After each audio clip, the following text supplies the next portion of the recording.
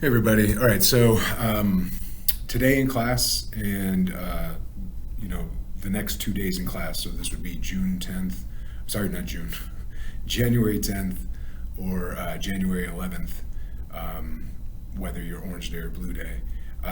We're getting back into the swing of things, so if we remember when we left break, before winter break, we were learning how to write the formulas and name ionic compounds, covalent compounds, and acids. And so what we're going to be doing today in class is just reviewing that. We'll do some review together, and then we'll do a practice ions quiz because you're going to have your memorization quiz next time. So Orange Day, you'll have it on Wednesday the 12th, and Blue Day, you'll have it on Thursday the 13th for your polyatomics memorization quiz. So first, let's just look at that. So for the polyatomics ions quiz, we have a practice quiz that we're going to go over in class today, and I'll go over it in the video today. This is what your quiz is going to look like on Wednesday and Thursday. But we also, and it's based on the memorization of these polyatomic ions. So understand that after you take this quiz coming up on Wednesday and Thursday, you won't have this list of polyatomic ions. But moving forward in the future, when it just comes to naming and formula writing for any type of compound, you will have this as a reference. So this in a periodic table. So you won't have this as a reference for Wednesdays and Thursdays quiz. It's just straight memorization. Did you memorize these or not? But after that, you'll have them to reference, so you need to know how to use it, okay? So let's go ahead and review the naming and formula writing for ionic, covalent, and acid, okay? And we're gonna do this practice quiz in class today, so if you're absent, just kind of follow along. We'll do this practice quiz. And so understand this type of quiz is something that you would have this handout as a reference. So you could have your periodic table and this, okay? The practice quiz, the second practice quiz we'll do today is strictly the memorization quiz, so you won't have this, okay? All right, so putting it together, ionic, covalent, or acid. So the first thing you want to do is look at the formula and identify it as one of these, ionic, covalent, or acid. And the same thing by looking at the name. And then after that, if it's ionic, there's rules to follow for ionic compounds. If it's covalent, there's rules to follow for covalent compounds. If it's an acid, there's rules to follow if it's an acid, okay? But remember, for this quiz, you would have your polyatomic ions handout to reference, along with a periodic table. All right, so let's go down. All right, so remember, acids are really easy to spot, H in front. All right, so we know that's an acid, we know that's an acid, okay, those are the two acids. Ionic, we're looking for a metal, okay, or ammonium, okay, so lead's a metal, so we know that's ionic. Magnesium's a metal, so we know that's ionic, okay. And then covalent, we're looking for two nonmetals or a metalloid and a nonmetal, so that's two nonmetals, so covalent, and silicon's a metalloid, and oxygen's a nonmetal, so that's covalent, all right? So we've identified them, okay? So now let's name it, okay? So the first thing we're gonna do is ionic, because that's what the first type of compound we learned, all right? So remember, for ionic compound, all you have to do is name the cation, then name the anion. So I'm gonna go to number 5 here first, because that's gonna be the easiest one.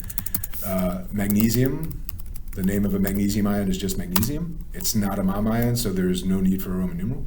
And N is not a polyatomic, it's just a regular anion, so nitride. We changed the ND to nitride. So that's magnesium nitride, okay? And then if we look at this, it's gonna be lead, but lead is a mom ion. So we're gonna have to come in there and put a Roman numeral, okay?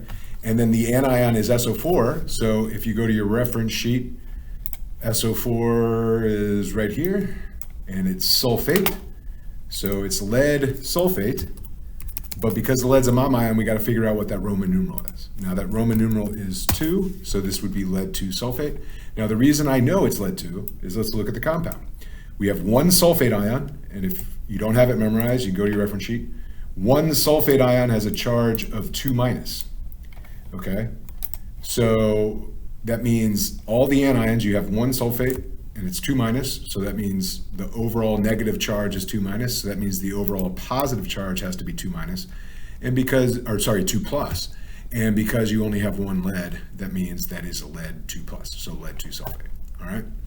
So that's how we name the ionic compounds. Now let's go to the covalent compounds, because that was the second one we learned about. Remember, when it's covalent, we're going to use our prefixes. So we just use our prefixes. So 2 nitrogens would be dinitrogen.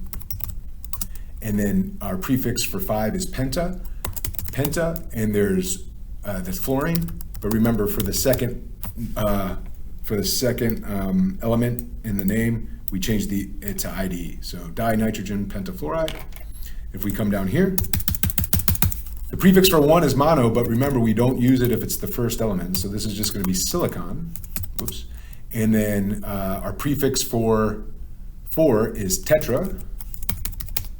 And then oxide, but remember, we don't like the A and the O next to each other, so we just say tetroxide.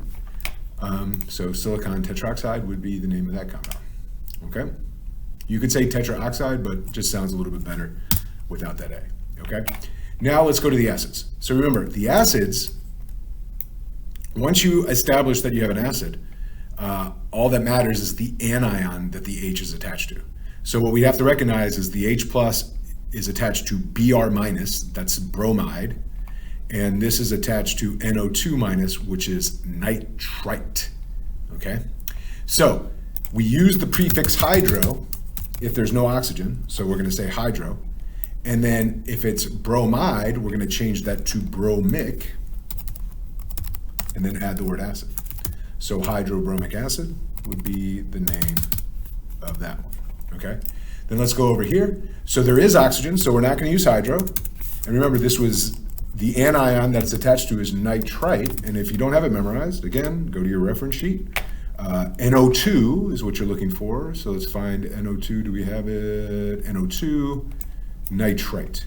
Okay, so remember, ITE is going to go to OUS. So instead of nitrite, we're going to say nitrous, and then add the word acid. Okay, so there we go. We've identified them and we named them. All right. So now let's go to the opposite. So go from the name to the formula. All right, but again, the first step is to identify it. So acids obviously are very easy to spot. So if that's an acid, that's the only acid there, okay? Roman numeral or metal or ammonium is what we're looking for ionic. So ionic, we have a metal, sodium chloride, sodium's a metal, ionic, and ammonium, ionic. Okay, and then that must mean covalent and covalent. Now, technically, methane is really organic, but we haven't talked organic yet, so we're just going to keep it as covalent. But remember, methane is a special one. Like, you need to know H2O is water, you need to know that NH3 is ammonia, and you need to know that CH4 is methane. And again, that will make more sense, because eventually, instead of calling this covalent, we're going to call it O for organic. But again, we haven't talked about that yet. All right, so let's write the formulas here. So copper is 2 plus and oxide is 2 minus, so they'll get together in a 1-to-1 ratio, so that would just be CuO. Ionic, sodium chloride, hopefully NaCl, we don't need to really spend more time on that. And then ammonium. So if you don't remember what ammonium is, go to your reference sheet. It's NH4 with a 1 plus charge, and chloride is Cl with a 1 minus charge, so they will be together in a 1-to-1 ratio. So this one would be NH4 Cl, and it's NH subscript 4, so I'll do that. So that would be ammonium chloride. All right, so those are the ionics. Let's go to the covalents. So covalents are easy. The prefixes become the subscripts. So triphosphorus would be P3, and heptafluoride would be F7. Hepta is 7, so P3F7. And then for methane, you just got to remember it's CH4. But the covalent name for methane would be carbon tetrahydride. Okay. But now let's go to the acid. So now we got to do reverse. So remember up here, ITE went to OUS, and so that means OUS goes to ITE. So the ion that this is attached to is sulfite. Okay, so then we'd have to go to our reference sheet for sulfite.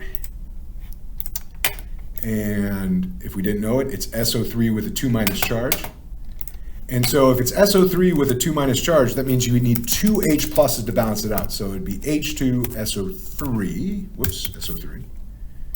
And those would be subscripts. And that would be the formula. If sulfite was a -1 charge, it would just be HSO3. But since it's a -2 charge, you need 2 H pluses. All right, so there you go. Hopefully that makes it easy for you to review, and you're remembering all that stuff. It just takes some practice, so do the practice. All right. Now, let's go to the practice memorization quiz that you're going to have. Okay. So the practice memorization quiz that you're going to have is basically you need to have your polyatomics memorized, and you need to know which elements or which ions need Roman numerals and that kind of thing. Okay. So in this practice quiz that we're about to do, all you will have is a periodic table. All you will have is a periodic table. You need to have these memorized, okay? So you won't have this as reference. But this is the only assessment that you won't have this as a reference, okay? All right, so here's a practice quiz. Let's go over it. All right, so select the ions which have a 3- charge, okay? You should know that phosphate and nitride. Okay, phosphate is a polyatomic ion, PO4 with a 3- charge, and nitride is not a polyatomic, it's N, but if you look at your periodic table, N needs to gain 3 electrons, so it's N3-. All right. All the ions with a 2- charge, that's going to be carbonate, it's going to be oxide, and that's it. Nitrate is NO3 with a 1- charge. Nitrite is NO2 with a 1- charge. And remember, permanganate is MnO4 with a 1- charge. Again, these are all on your polyatomics ion sheet, so hopefully you have them memorized. All right, select all the ions that have the names that end in 8. That's going to be sulfate, that's sulfate, phosphate, and carbonate. This is sulfite, and that is nitrite. Okay. So select all of the ions that are anions. Okay, so metals are always cations. So we know it can't be sodium, we know it can't be iron. So cyanide is an anion with a negative charge. Oxide is an anion with a negative charge. And remember, ammonium is our only polyatomic cation, NH4 with a 1+ charge. So it's just those two. All right. So the correct formula for permanganate is that. Okay. What's the difference between chlorate and chlorite? Remember, they're polyatomics. They both have a -1 charge. ATE has 1 more oxygen than ITE. So let's see that. Chlorate has 1 more oxygen than chlorite. That sounds about right. Yep. Hydroxide can be described as a polyatomic anion. Oops. Okay. What is the sum of the charges of phosphate and cyanide? So phosphate is 3-, cyanide is 1-, so 3- and 1- would be 4- total. Okay. Ammonium can be described as a polyatomic cation. Now later on, we'll find out that ammonium is a weak acid, and hydroxide, right here, number 7, is a strong base, but we're not dealing with that kind of stuff yet. All right, so this is just memorization. So cyanide, you need to know, is CN with a - charge, 1-. Chlorite is ClO2 with a - charge. So that's going to be a subscript. Acetate, C2H3O2 with a - charge, -1. And again, if you don't know them, check your reference sheet or your flashcards. Carbonate is CO3 with a 2- charge. So I'll go subscript there. And the 2- would be, a superscript. All right. Phosphate, PO4, 3-. PO4, 3-. So the 3- is a superscript. Okay. And then perchlorate, well, let's go through the rules. If chlorite is ClO2, that means chlorate is ClO3, and perchlorate means one more oxygen than that, so ClO4. ClO4, same charge, 1 minus. Okay, and you could put the 1 there if you wanted to, but it should be a superscript. Or you can just leave it as just a minus sign like we did up there. All right. So again, this is just memorization. So NH4 is ammonium. SO3 is sulfite. ClO3 is chlorate. That's hydroxide. NO2 minus is nitrite. And Cr2O7 with the 2 minus charge is dichromate. All right, so again, these are all just memorization things. And that's it, all right? So that's what we're gonna be doing in class today, just kind of reviewing the naming and formula writing for ionic covalent acids. You should be working on your Schoology assessments that are assigned, and you should be memorizing your ions for your polyatomic ions.